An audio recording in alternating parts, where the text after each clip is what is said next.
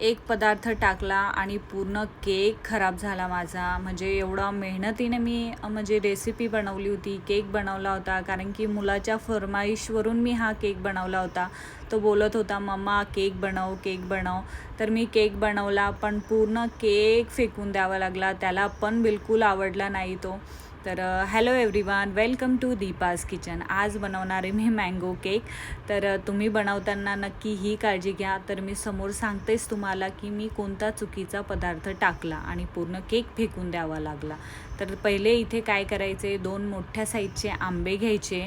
तर इथे काय करायचं की जे आतला गर जो असतो ना आंब्याचा तो काढून घ्यायचा आहे. तो आपल्याला जो केक बनवणार आहे तर तो वापरायचा आहे. तर इथे मी ही चूक केली की इथे मी इडलीचा रवा जो असतो ना मार्केटमध्ये भेटतो, तर तो रवा मी इथे वापरला आणि पूर्ण केक मला फेकून द्यावा लागला.